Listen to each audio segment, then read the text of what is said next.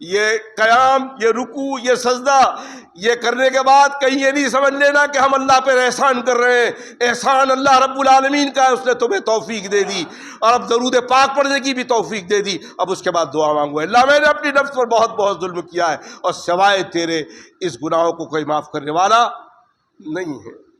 ابو بکر صدیق کو یہ دعا بتائی جا رہی، جس کے بارے میں اللہ نبی کتنے محبت کرتے تھے. فرمایا اگر اے ابو بکر، اگر دنیا میں کسی کو خلیل بناتا تو ابو بکر تم ہوتے، لیکن میں نے اللہ کو اپنا خلیل بنا لیا ہے، اب تم میرے اسلامی بھائی ہو. یہ محبت ہے. علماء لکھتے ہیں یہ محبت کی انتہا ہے جناب رسول اللہ صلی اللہ علیہ وسلم کی ابو بکر صدیق کے ساتھ. اس ابو بکر کو یہ دعا سکھائی جاتی. یہ نمازوں کو آپ کے پیچھے بال بچوں کی کمائی، بچوں کی حفاظت، پڑوسی کا حق، بال بچوں کا حق، بیوی کا حق، یہ سارے حق رکھا ہے. فجر سے ظہر تک، ظہر سے عصر تک آپ اپنے کاروبار میں رزق حلال تلاش کر رہے ہیں. اس رزق حلال کرنے کے اندر فجر سے لے کے ظہر تک، ظہر سے لے کے عصر تک اگر کوئی غلطی ہو گئی ہے، یہ نماز کفارہ بنے گی ان غلطیوں کا. جو جان بوجھ کر نہیں، انسان کے اندر نسیان ہے، بھول ہے، بھول سے خطا ہو گئی، تمام صغیرہ گناہ فجر سے ظہر تک، فجر پڑھا عشاء سے فجر تک جو اس کے صغیرہ گناہ تھے فجر میں اللہ معاف فرما دیا، فجر سے ظہر تک جو صغیرہ گناہ تھے معاف فرما دیا، ظہر سے عصر تک معاف فرما دیا. علماء لکھتے ہیں کہ صغیرہ گناہ، کبیرہ گناہ بغیر توبہ کے معاف. ایمان لانے کے بعد سب سے بڑا کبیرہ گناہ شرک کرنا، اور اس کے بعد نماز چھوڑ دینا. فرق ہے کفر و ایمان کے بیچ، فرق ہے نماز. ایمان لانے کے بعد جس نے نماز پڑھا اس نے اس بات کا اقرار کیا، قرآن کی آیت کا مصداق ہوا، یا ایھا الذین آمنوا استعینوا بالصبر والصلاۃ ان اللہ مع الصابرین. اے ایمان والو، نماز سے اور صبر سے اللہ کی مدد چاہو.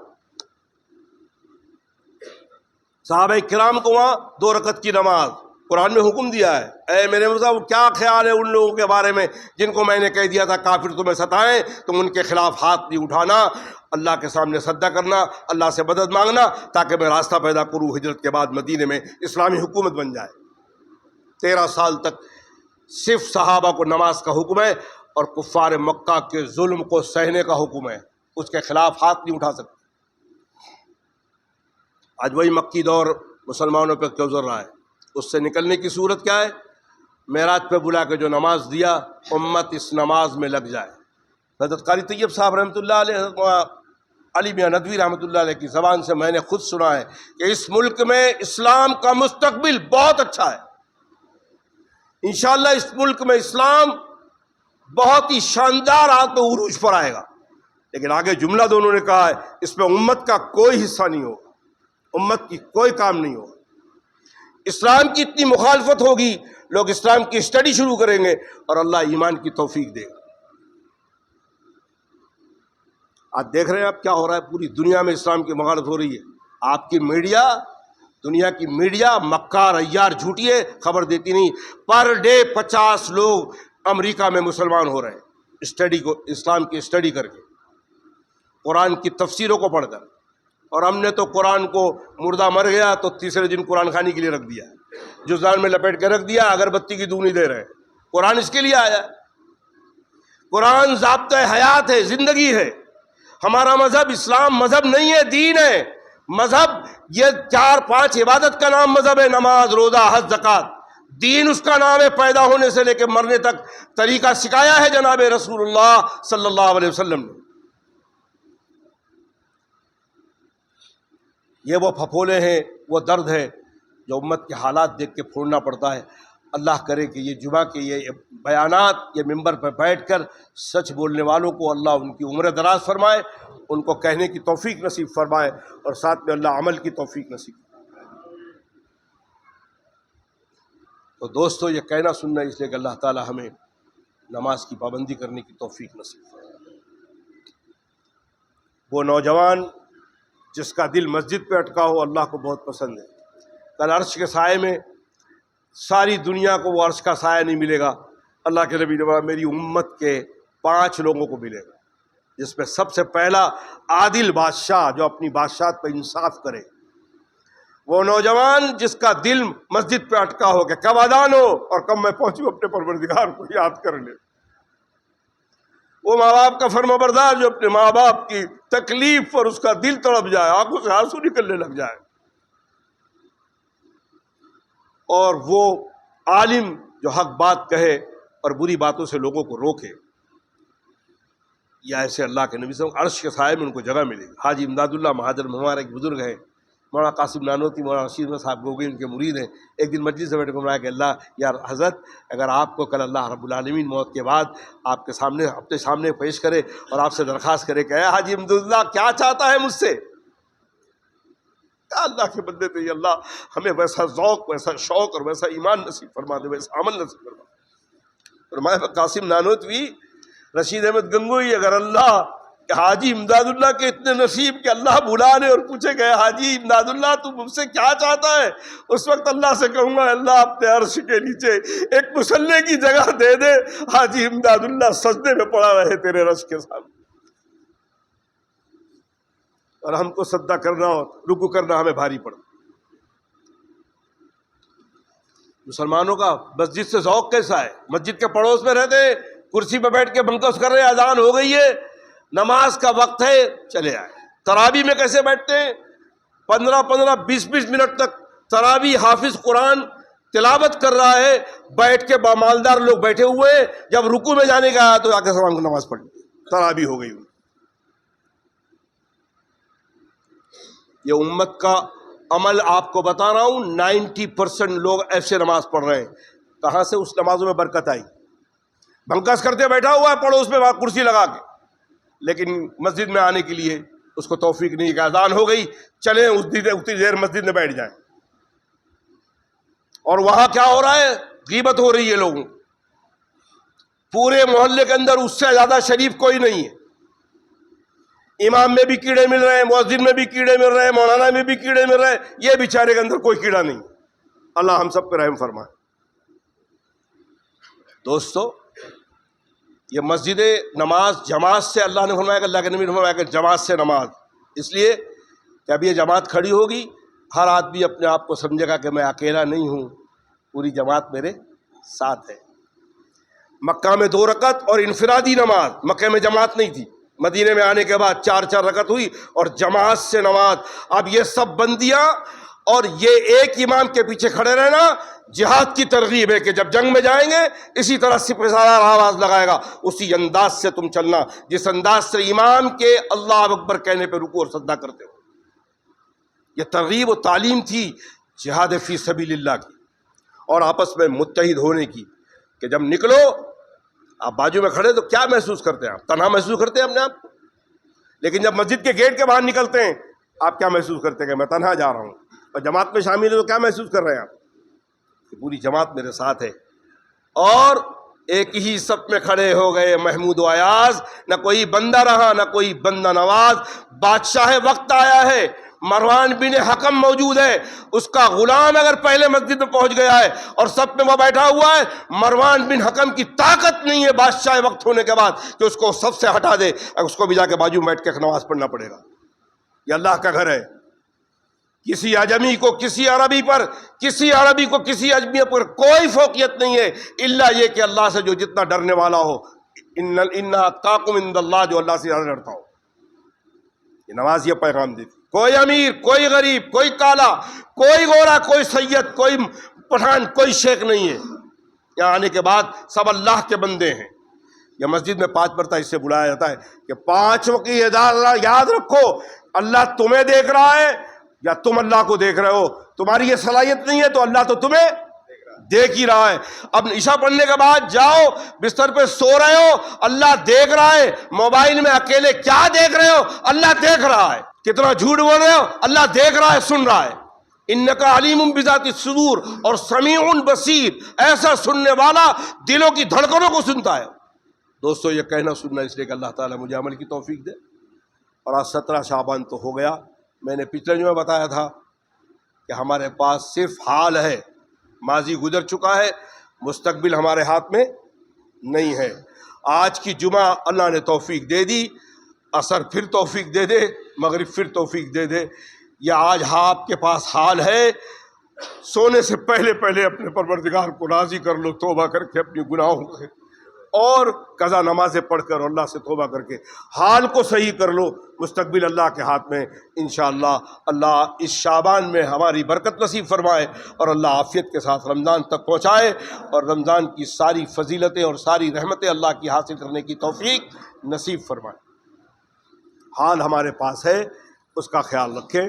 آج اپنے پروردگار کو راضی کر لیں، توبہ کر کے گناہوں سے، کبیرہ گناہوں سے، جھوٹ بولنے سے، امانت میں خیانت کرنے سے، ہر چیز سے اپنے پروردگار کو۔ ابھی جمعہ کے بعد امام ہاتھ اٹھائیں گے، دعا پڑھیں گے۔ امام کیا دعا مانگتا ہے کچھ پتہ نہیں، اس لیے امام حنیفہ نے فرمایا کہ نماز کے بعد اپنی دعا خود مانگو، تاکہ تمہیں پتہ لگے تمہارے گناہ، یہ ہاتھ کیوں اٹھایا گیا، انہی ہاتھوں سے ہم حرام کماتے ہیں، حلال کماتے ہیں۔ حرام کا یہ حال ہے، حرام کمائی عذاب دے گی، اور حلال کمائی حساب دینا پڑے۔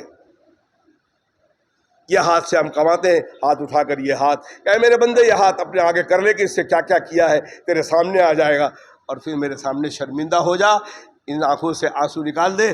اللہ کے نبی کو 2 قطرہ بہت پسند ہے، اللہ کے خوف سے آنسو نکل جانا اور اللہ کی راہ میں 2 قطرہ خون بہہ جانا اللہ کو بہت پسند ہے۔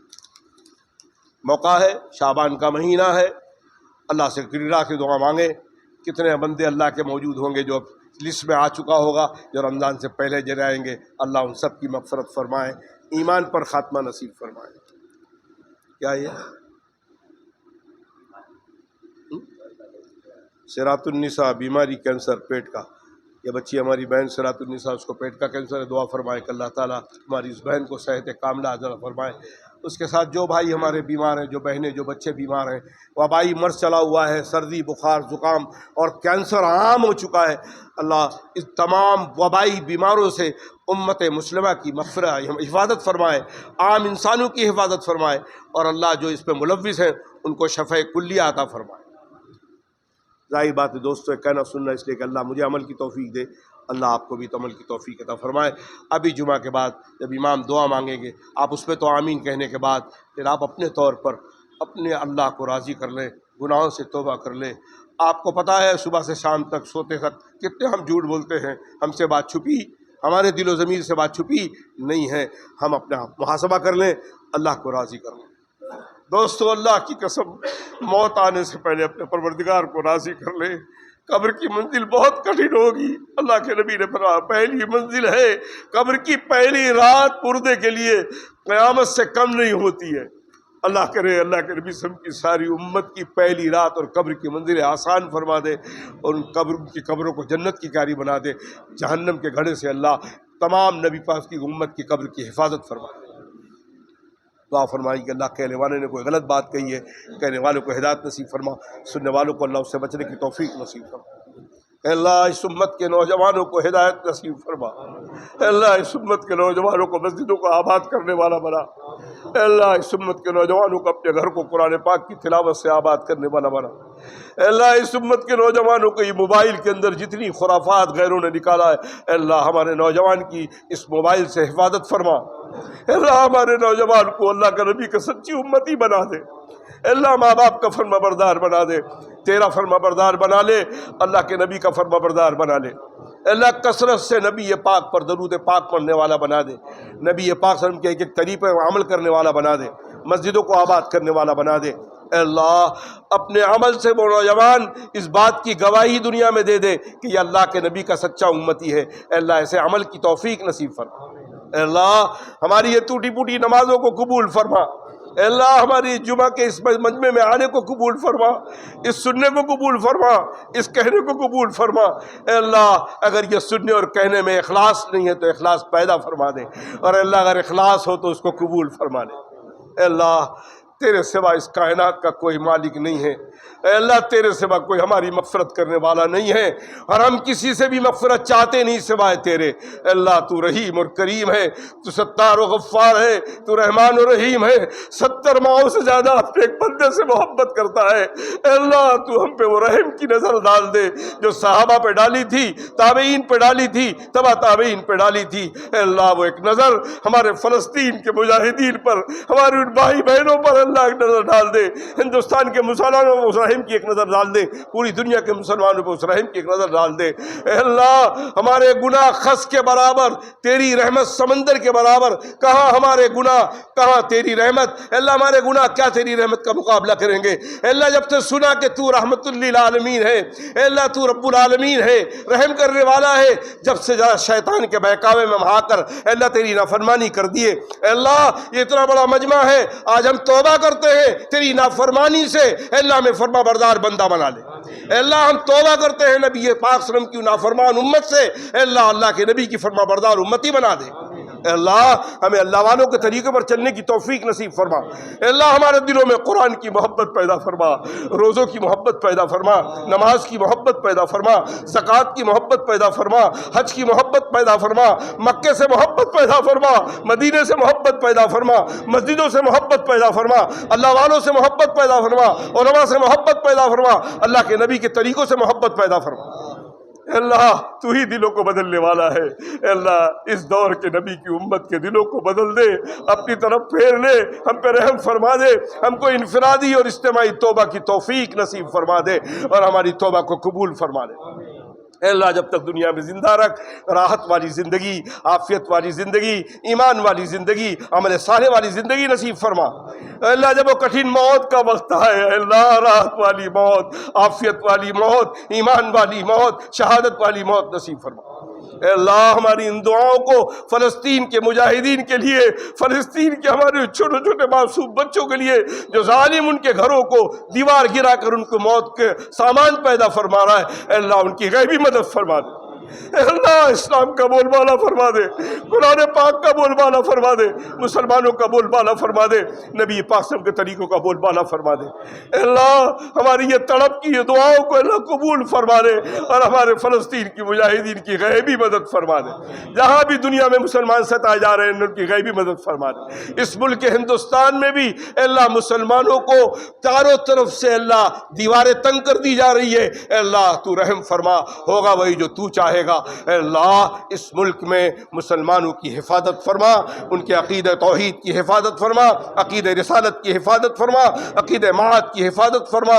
اے اللہ اس مجمع کے اندر بڑے بوڑھے سفید داڑھی والے بھی موجود ہیں، تیرے نبی نے کہا ہے جب وہ دعا کرتے ہیں اللہ کو غیرت آتی ہے کہ سفید داڑھی والوں کی بات نہ مانوں۔ اے اللہ ان سفید داڑھی والوں کا واسطہ، اے اللہ ان نوجوانوں کا واسطہ، وہ چھوٹے چھوٹے معصوم بچے اے اللہ باپ کو ہاتھ اٹھائے دیکھے تو وہ بھی ہاتھ اٹھائے ہوئے ہیں، اے اللہ یہ چھوٹے چھوٹے معصوم بچوں کا ہاتھ اٹھانا قبول فرما لے، ہم پر جو مصیبتیں آئی ہے اس کو ٹال دے، اے اللہ ہمارے توبہ کی توفیق دے دے اور ہماری توبہ کو قبول فرما لے۔ وصلی اللہ تعالی علی خیر خلقہ محمد وآلہ واصحابہ اجمعین برحمتک یا ارحم الراحمین۔